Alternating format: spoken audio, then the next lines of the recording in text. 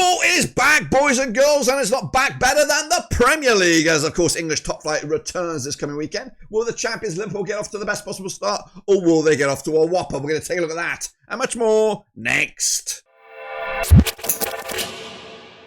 That's right, folks, back once again with another video. Today we take a look at the Premier League. It is back, of course, after a long old summer. We had the old Club World Cup fiasco, and of course we've had some big moves in the transfer market, but there's loads of moves still to be made, I imagine. But who has the best possible start in the campaign? Well, we'll take a little look at it in a second. If you're new, where you've been, smash your subscribe. You want some shop for Premier League, Blackburn Rovers. Whoa, football is right here under one rooski. Of course, Liverpool kicking us all off this coming Friday against Bournemouth. Will they get the W? Well, we'll see. Just a second. Big shout out to the members and the Patreons. But let's get into it. Preview this. It is the Premier League, guys. Hold on tight. It's going to be spectacular. And we could have actually a cracking start with a couple of little standout fixtures to get our teeth into. But we'll get into that in a second. But of course, we want to see who's in the Premier League. Well, these are the 20 clubs. Coming at you right here right now, we've got Bournemouth, Arsenal, Villa, Brentford, Brighton. We have Burnley, the six-finger banjo playing weirdo inbred buggers. We have Chelsea, Crystal Palace, Everton, Fulham, Leeds United, Liverpool, Manchester City, Manchester United, Newcastle United, Nottingham Forest, Tottenham Hotspur, Sunderland at the back, West Ham United, and Wolverhampton Wanderers. Those are your 20 clubs. Who do you fancy to go all the distance? Who do you think will go down? Put them in the comments down below as I look forward to seeing what you think is coming at you this coming season in the Prem. Meanwhile, we do have our own prediction league. It's 100% free. I know the link is a bit shit. We're going to try and clean that up once I unlock a few more bits on the older short link system here. But anyway, the link is on the screen. You can use the QR code if you're savvy, and also in the old description it should be listed, so you can just click it, go in there. It is a bit of fun. There's not much to it, to be honest with you. It is the old Super Brew. In fact, I'll showcase you what the Super Brew looks like right here, right now. It looks like this, guys. Of course, you just go in there, you punch in your predictions, bing, bing, bing, put your score lines in there. Very simple. Plow through all 10 of them, and then make sure you hit the continue button. That's massive. It's very important. Hit the continue button, otherwise you get nothing. So, of course, we do have our own leaderboard right now. I'm recording this very early on a Monday. We have a few guys already jumping in there. Hopefully, you guys will jump in to join them. It is a bit of fun, very easy, very slick to move around. Don't get anything out of this.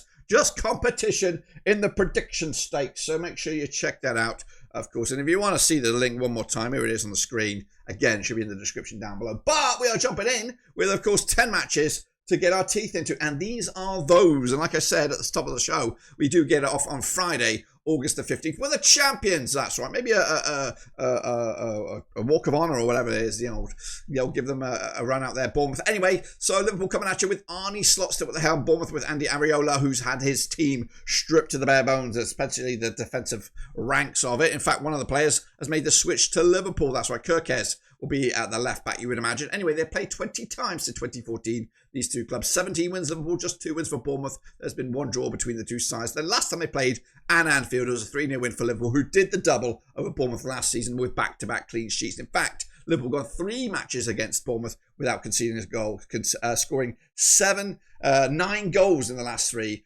against them. Goodness gracious me. Of course, coming into this, a lot of pre-season action, but of course the focus now is the match itself. 10-3 on is your Liverpool the champions. 8-1 is your away win as Bournemouth. Of course, Liverpool should, and if they don't, question marks will be raised. Get off to the best possible start here. I'm going to go with a 3-1 win, Liverpool. I'm giving Bournemouth the goal. I think maybe a penalty, perhaps.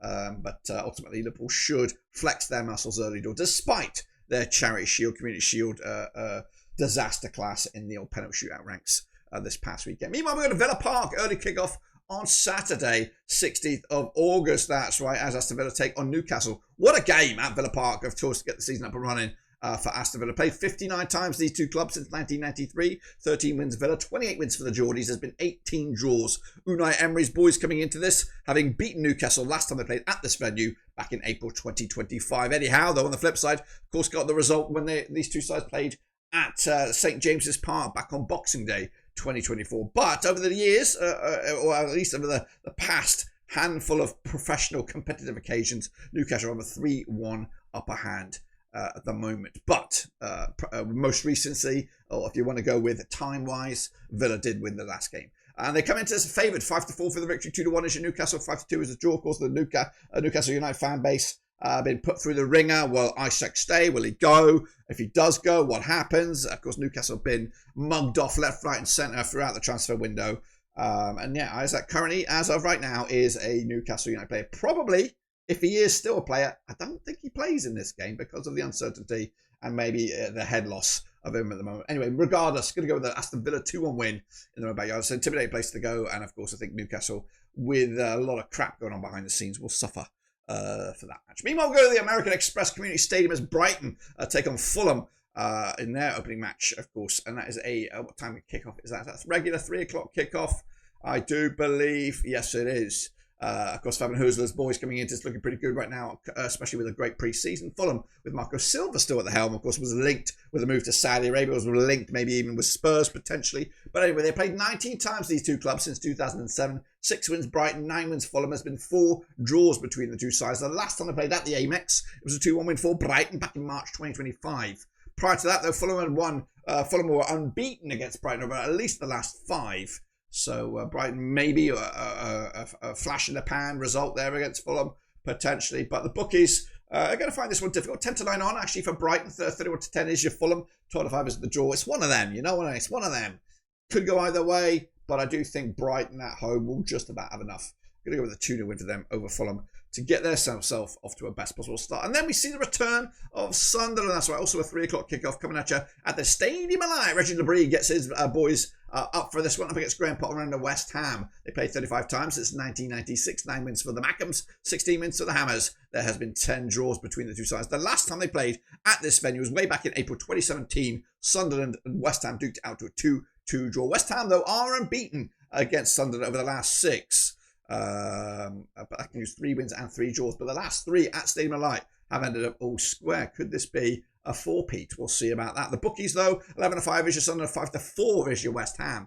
Surprise! I think they're just about favoured on that one. 9-4 is the draw. It's tight. I'm going to back Sunderland here. The fans are going to go ballistic for this. They're back in the big time. I don't think they're going to try and make sure they don't slip up and drift themselves back down into trouble already. I think these are the games they've got to win, and they will win this one. I don't know how much, though. Just the 1-0, yeah. Going with a squeaky bum 1-0 win. And I think that would be great for confidence. Get your first win under your belt, get your first goal, and then and West Ham will be could be a rough all season. Meanwhile, we go to Tottenham as they take on the 6-fingered banjo played inbreds. That is Burnley. Tottenham Hotspur Stadium is the venue. Tommy Frank makes his competitive debut with Burnley and Scotty Parker as they return from their season in the Championship. Played 26 times in 2002, 17 wins for Spurs, just 5 wins Burnley, 4 draws between the two sides. The last time they played over at this very venue was back in May 2024. Spurs won 2-1 back in the day, and they've actually won 4 in the spin against Burnley, and they actually got 5, they got 7, 9 goals scored against them in those last 4. Coming into the bookies odds for this one, we have Spurs 3-1 on for the rookies, 72 is your Burnley, 50-4 is the draw. Of course, I was kind of keeping an eye on Spurs over the summer, linked with a couple of players. Some went through, some didn't. It's an interesting call here. Of course, Tommy Frank, safe as houses at Brentford, going with a bit of a gamble here, taking the Tottenham Hotspur job. This is it's a tricky game. They should win it. I'm going with Spurs. But I do fancy Burnley might give them a harder game than we imagine, especially right now. I think it's a good time for Burnley to play Spurs coming into this. But still, under the bottom line, Spurs win this one 3-1. But it could go very much the other way. Meanwhile, Wolves will wrap up the old Saturday action as they take on Manchester City at the Molineux. Victor Pereira still there. Man City with, of course, Pep Guardiola after an extended season with, of course, the Club World Cup. They played 34 times since 1996. 11 wins Wolves, 20 wins City. There's been 3 draws between the two sides. Last time at this venue, 2-1 winners it was for Manchester City way back in October 2024. City won 3 on the bounce against Wolves. They've got 8 goals against them in those last 3. And the bookies for this one will go 11-2 your Wolves, 9-4 on is your City, 7-2 is the draw. Of course, City made a lot of moves early doors in the transfer market to get those players in for the Club World Cup. They are, of course, midfield reinforcements, a few other, some defenders brought in there as well. So tweaking it a little bit. I still think there might be some moves to be made for Man City. And again, looks like a couple players have to go out as well. So I'm going to go with a 2-0 win City. Is there going to be a major surprise this weekend? Well, it's not going to happen in that game. Put it that way. Let's move forward.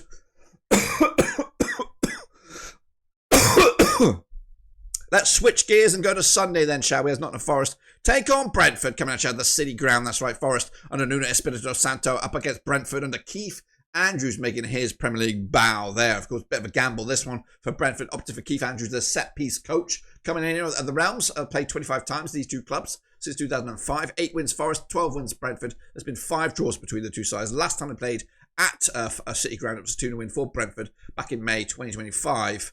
Yes, it's actually Forest have only won once against Brentford over the last 6. That was at Brentford back in December 2024. Coming into the bookies, they'll fancy probably Forest here, 21 to 20 for their 13-5 is Brentford, 12-5 is the draw. Great game as well for Nottingham Forest to get their season up and running against a questionable Brentford side. Are they going to be any good without Tommy Frank at the helm? Of course, will he be out of his depth? I'm going 2-0 win Forest here, open up with a bang. And let's see if they can continue. Anyway, then we go to London in an all-London affair as Chelsea take on the Charity Shield FA Cup winners. That is Crystal Palace. Oliver Glasner still at the helm there, up against Enzo Marquesca. It's coming at Stamford Bridge on the 17th of August. Played 32 times since 1994, 25 wins. Chelsea, we have 4 wins. Palace, there's been 3 draws between the two sides. Last time around, over at Chelsea, it was a 1-1 scoreline way back in September 2024. In fact, it's been back-to-back 1-1s between these two sides, with Crystal Palace haven't won against Chelsea since way back in October 2017 when they won at Selhurst Park in the Premier League. Coming at you right here, right now, the bookies though for this one, 5-3 on is your Chelsea, 4-1 is your Palace, 10-3 is your draw here. Now, Palace are on their trajectory right now is up, and I think they managed to keep a hold of all their key players so far. Of course, Gay's still there. They've got, of course, Adam Wharton, Matete up top. Eze. So, these guys are still got all the quality. And I think they're going to cause an upset here. I don't think a big upset. I'm going to go with another 1-1 scoreline to match the trend of this match. Of course, back-to-back 1-1 so far. This will be the 3rd in a row. I think on a Sunday, when a lot of eyes will be on this game, they will get a bit of a surprise for us. Next up, we go the game of the round, though. It is Manchester United against Arsenal. You can't spin it any other way. It's coming out at Old Trafford. Ruben Amorim and Stim at the helm with a strong pre-season up against Arsenal under Mikel Arteta, who are coming into this with not the best pre-season. Played 79 times since 1993. 35 wins in United, 26 wins for Arsenal. There's been 18 draws. The last time they had played, though, at this very venue was a 1-1 scoreline way back in March 2025. Looking back, though, at the last handful of Premier League games, Manchester United haven't won in at least the last 4. It could be much more than that, though, if I roll back the years. They did Manchester United's last competitive win against Arsenal in the Premier League was way back in September 2022. They did beat them in the FA Cup penalties back in January 2025. So maybe that will have some bearing on this one. Arsenal, with of course been quite active in the transfer market. Manchester United also trying to get some key players, still a little bit toothless up top, trying to get the numbers done there. 12-5 is United, 21-20 is your Arsenal, 5-2 is the draw.